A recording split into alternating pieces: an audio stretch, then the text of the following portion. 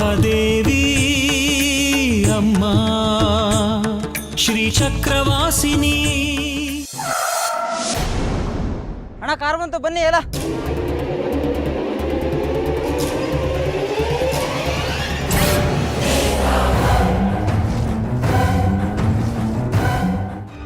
ನೀನ್ ಅನ್ಕೊಂಡಿರೋದನ್ನ ಆಗೋದಕ್ಕೆ ನಾನು ಬಿಡೋದಿಲ್ಲ.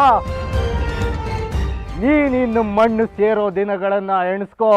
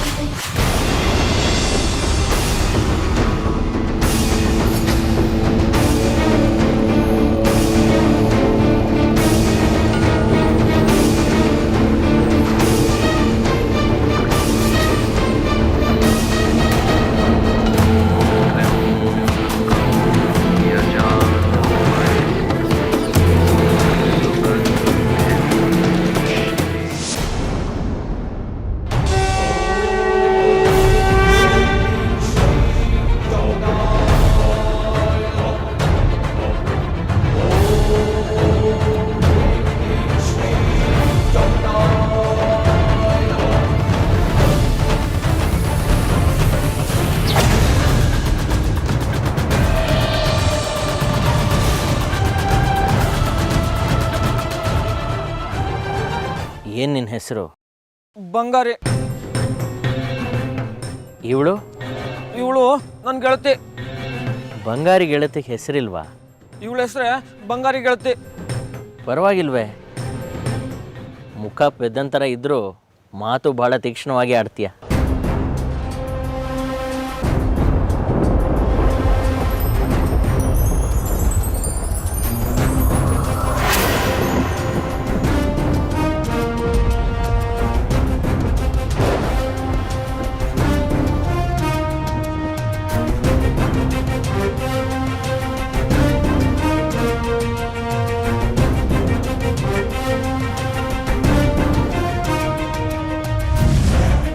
ಬಾರೆ ಜಜ್ಜಿ.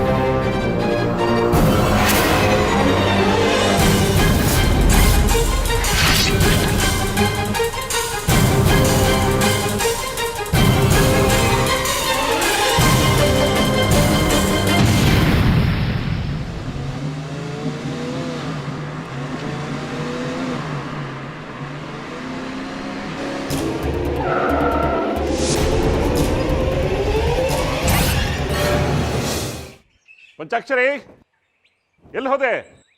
ಚಂದ್ರಧರ ಬಂದಿಯಾನೆ, ಹಾರ ತಗೊಂಡ್ ಬಾ.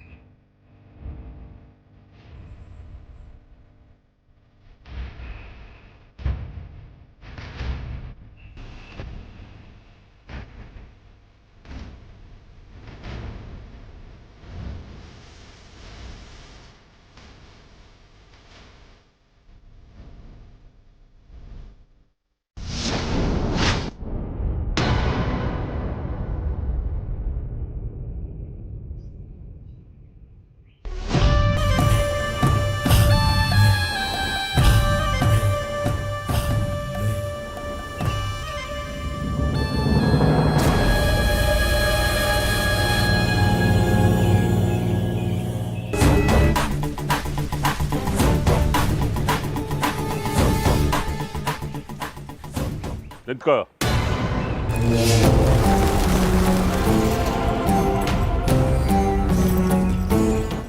ಇನ್ನು ನನ್ನ ಮೇಲಿನ ಕಹಿ ಹೋಗಿಲ್ವಾ? ಹೇಗೋಗತ್ತೆ? ನೀವು ಬಿತ್ತಿರೋದು ಅಂತಿಂತ ಬೀಜ ಅಲ್ಲ, ವಿಷದ ಬೀಜ. ಆ ವಿಷದ ಬೀಜ ಹೆಮ್ಮರವಾಗಿ ಬೆಳೆದು ಇವತ್ತು ನಿಮ್ಮ ಮುಂದೆ ಹೇಗೆ ನಿಂತಿದೆ ನೋಡಿ.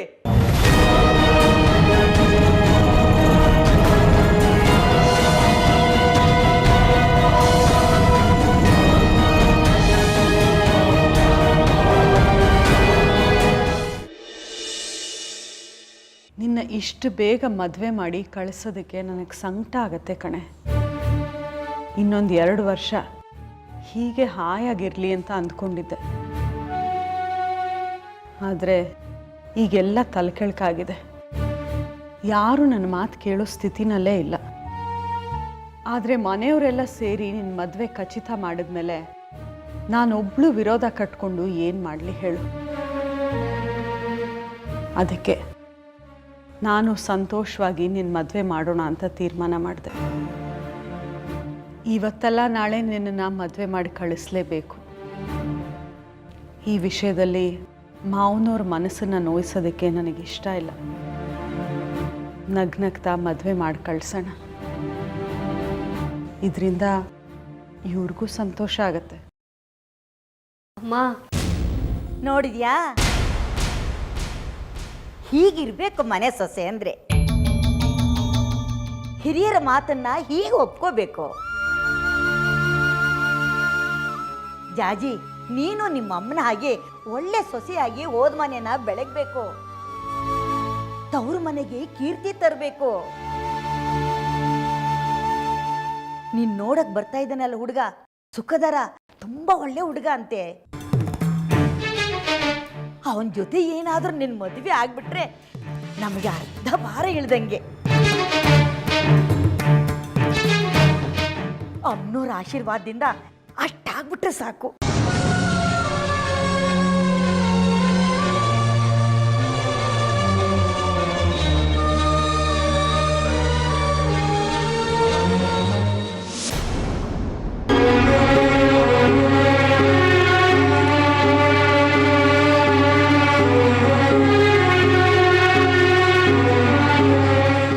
ಏನಿದು ನೀನು ವೇಷಭೂಷ? ನೀನು ಈ ನೆಲಕ್ಕೆ ಸಂಬಂಧಪಟ್ಟವನು ಅಂತಾನೆ ಅನಿಸ್ತಾ ಇದೆ. ನೀನು ನನ್ನ ಮಗ ಅಂತ ಹೇಳ್ಕೊಳ್ಳೋದಕ್ಕೆ ಕಷ್ಟ. ಹೇಳ್ಕೊಳ್ದೇ ಇದ್ರೇನೋ ಉತ್ತಮ. ನನಗೂ ನಿಮ್ಮನ್ನ ತಂದೆ ಅಂತ ಹೇಳ್ಕೊಳ್ಳೋಕ್ಕೆ ಕಷ್ಟನೇ. ಚಂದ್ರ, ನನಗೆ 4 ವರ್ಷ ತುಂಬುವಷ್ಟರಲ್ಲಿ ನನ್ನನ್ನು ಕರ್ಕೊಂಡೋಗಿ ವಾರಣಾಸಿಯ ನಿಮ್ಮ ತಂಗಿ ಮನೆಗೆ ಬಿಟ್ರಲ್ಲ, ಅದ್ರ ಪ್ರಭಾವ ಇದು. ಊರಿದಲ್ಲ. ನಾನು ಈ ನೆಲದವನಲ್ಲ. ನನ್ನ ಸ್ವಂತ ಊರು ವಾರಣಾಸಿ. ವಾರಣಾಸಿ.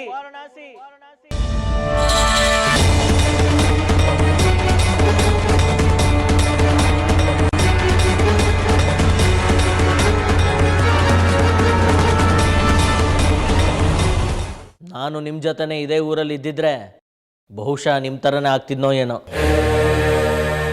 ಆದರೆ ಈಗ ಹಾಗಲ್ಲ. ನನಗೆ ನಿಮ್ಮ ಹೆಸರಿನ ಯಾವುದೇ ಹಂಗು ಬೇಕಿಲ್ಲ. ನನಗೆ ನನ್ನದೇ ಆದ ಸ್ವಂತ ವ್ಯಕ್ತಿತ್ವ ಇದೆ, ಸ್ವತಂತ್ರ ಹೆಸರಿದೆ. ಹಾಗಾಗಿ ನನ್ನ ವೇಷಭೂಷಣ ಎಲ್ಲ ಬದಲಾಗಿದೆ ಅಷ್ಟೇ. ಮಗುನ ಬಾಲ್ಯ ಕಾಲದ ಸುಖವಂಚಿತವಾಗಿಸುವ ನಿಮ್ಮಂಥ ತಂದೆಯಿಂದಲೇ ನನಗಿಂತ ಅವತಾರ ಪ್ರಾಪ್ತಿಯಾಗಿರೋದು. ಆದರೆ ನಾನೇನು ಮಾಡಲಿ? ನೀನು ದೊಡ್ಡ ಮೇಧಾವಿ ಆಗಬೇಕು ಅನ್ನೋದು ನನ್ನ ಕನಸಾಗಿತ್ತು. ಅದಕ್ಕೆ ಪುತ್ರವಾತ್ಸಲ್ಯವನ್ನು ಮರೆತು ನೀನು ಸಿದ್ಧಿ ಸಾಧನೆಗಳನ್ನು ಮಾಡಿ ನನಗಿಂತ ದೊಡ್ಡ ಪಂಡಿತನಾಗಬೇಕು ಅಂತ ಕನಸಿತ್ತಲ್ಲ, ಅದಕ್ಕೆ ನನ್ನ ತಂಗಿ ಮನೆಗೆ ಬಿಟ್ಟು ಬಂದೆ. ಸ್ವಾರ್ಥಿ ನೀನು. ತಾನೇ ಜನ್ಮ ಕೊಟ್ಟ ಮಗನಿಗೆ ಆಸರೆ ಕೊಡೋದು ಬಿಟ್ಟು ಸಿದ್ಧಿ ಅಂತೆ, ಸಾಧನೆ ಅಂತೆ, ತನ್ನನ್ನೇ ಮೀರಿಸುವ ಮೇಧಾವಿ ಆಗಬೇಕು ಅಂತ ತಂಗಿ ಮನೆಗೆ ಬಿಟ್ಟಂತೆ. ನನ್ನ ನಂಬು ಮಗನೇ, ಜನ್ಮ ಕೊಟ್ಟ ತಂದೆ ನಾನು. ನನ್ನ ಮಗನ ಬಗ್ಗೆ ನಾನು ಕನಸು ಕಾಣೋದಕ್ಕೆ ನನಗೆ ಹಕ್ಕಿಲ್ವಾ? ಹಕ್ಕಿದೆ, ಆದ್ರೆ ಜನ್ಮ ಕೊಟ್ಟು ಮಾತ್ರಕ್ಕೆ ಹಕ್ಕನ್ನ ಪಡ್ಕೊಳಕ್ಕಾಗಲ್ಲ. ಬಾಲ್ಯದಲ್ಲಿ ತಂದೆ ತಾಯಿಯಿಂದ ದೂರ ಮಾಡಿದಂತ ನಿಮ್ಮಂತ ತಂದೆಗಂತೂ ಆ ಹಕ್ಕಿಲ್ವೇ ಇಲ್ಲ.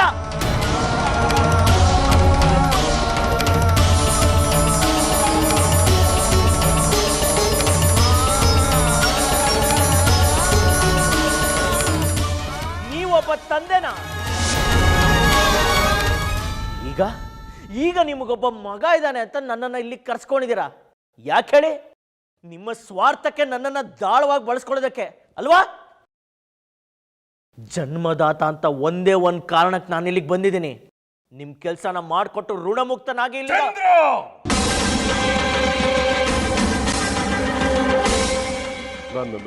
ಯಾಕೆ? ಸತ್ಯ ಕೇಳೋದಕ್ಕೆ ನಾಚಿಕೆ ಆಗ್ತಿದ್ಯಾ? ನಾನವತ್ತು ನಿನ್ನನ್ನು ಹಾಕಿ ಕಳಿಸಿದ್ದಕ್ಕೇನೆ ಇವತ್ತು ನೀನು ಸಕಲ ವಿದ್ಯಾಪಾರಂಗತನಾಗಿ ಇಲ್ಲಿ ಬಂದು ನಿಂತಿರೋದು. ಅದು ನೆನಪಿರ್ಲಿ. ಇರಬಹುದು, ಆದ್ರೆ ಆ ಪ್ರೀತಿ, ಮಮತೆ, ವಾತ್ಸಲ್ಯ ನಿಮ್ ಕೈಲಿ ಕೊಡಕ್ಕಾಗತ್ತಾ? ಆಗುತ್ತೆ ಅಷ್ಟೇ ತಾನೇ. ಇನ್ನು ಮುಂದೆ ನೀನು ಬಯಸಿದ್ದೆಲ್ಲ ಸಿಗುತ್ತೆ. ಇನ್ನು ನಾವು ನಿನ್ನನ್ನು ಕಳ್ಕೊಳ್ಳೋದಕ್ಕೆ ಇಷ್ಟಪಡೋದಿಲ್ಲ. ಇಲ್ಲೇ ಇರು. ಈ ಸಾಧನೆಗಳೆಲ್ಲ ಬಿಟ್ಬಿಡು. ಪ್ರೀತಿ ಸಿಗುತ್ತೆ. ಬೇಕಾಗಿಲ್ಲ, ನಿಮ್ ಪ್ರೀತಿ ನನಗೆ ಬೇಕಾಗಿಲ್ಲ. ನೀವು ನಿಮ್ಮ ಹೆಂಡತಿ ನನ್ನನ್ನು ಯಾವಾಗಲೂ ಕಳ್ಕೊಂಡಿದ್ದೀರಿ. ಈಗೇನು ನಿಮ್ಮ ಕೆಲಸ ಮಾಡ್ಕೊಡ್ಬೇಕು ತಾನೆ? ಮಾಡಿಕೊಟ್ಟು ಇಲ್ಲಿಂದ ಹೊರಟೋಗ್ತೀನಿ.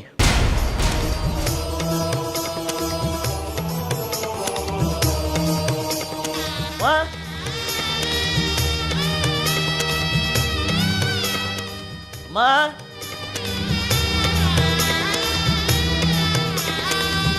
ಅಮ್ಮ,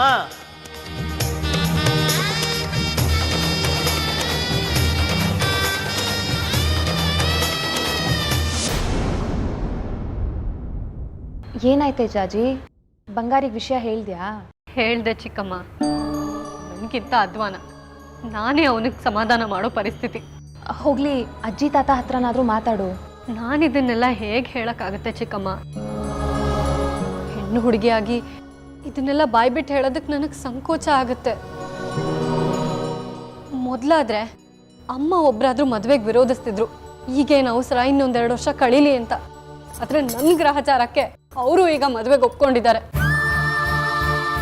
ನನಗೆ ಏನು ಮಾಡೋದಕ್ಕೂ ಗೊತ್ತಾಗ್ತಿಲ್ಲ ಚಿಕ್ಕಮ್ಮ. ಹುಚ್ಚ ಹಿಡ್ದಂಗೆ ಆಗ್ತಿದೆ. ಬಂಗಾರಿನ ಬಿಟ್ಟು ಬದುಕೋ ಶಕ್ತಿ ನನಗಿಲ್ಲ ಚಿಕ್ಕಮ್ಮ.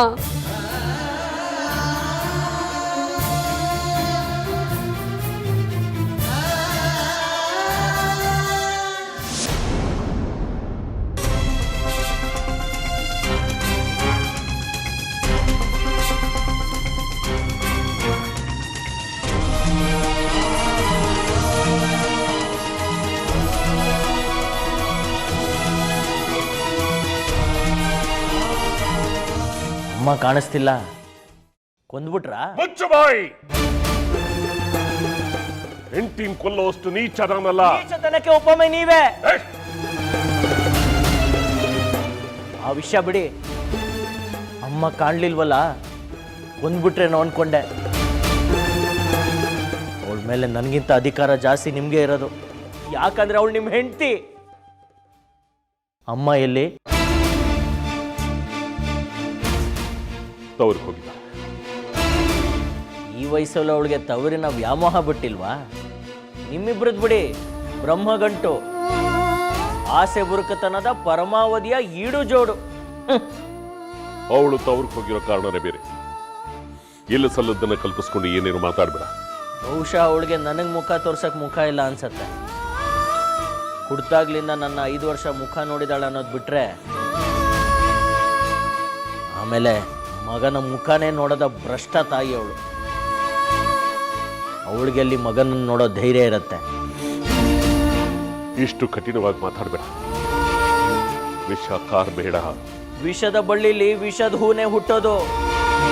ನಿಮ್ಮಂತ ತಂದೆ ತಾಯಿಯರ ಹೊಟ್ಟೆಲಿ ಇಂಥ ಮಗ ಹುಟ್ಟದೆ ದೇವತಾ ಮನುಷ್ಯರಂತ ಮಗ ಹುಡ್ತಾನ? ಅಷ್ಟಕ್ಕೂ ನಿಮಗೆ ನನ್ನ ಮಾತುಗಳನ್ನ ತಡ್ಕೊಳಕ್ಕಾಗಲ್ಲ ಅಂದ್ರೆ ಹೇಳ್ಬಿಡಿ, ನಾನಿಲ್ಲಿ ಒಂದು ಕ್ಷಣನೂ ಇರೋದಿಲ್ಲ. ನಾನಿಲ್ಲಿ ಇರಬೇಕು ಅಂದರೆ ನನ್ನ ಮಾತುಗಳನ್ನ ನೀವು ಸಹಿಸ್ಕೊಳ್ಳೇಬೇಕು. ಸಹಿಸ್ಕೊಳ್ಳದೆ ಬೇರೆ ದಾರಿನೇ ಇಲ್ಲ. ನೀವು ನನ್ನ ಕಳಿಸ್ಕೊಡೋದಿಲ್ಲ.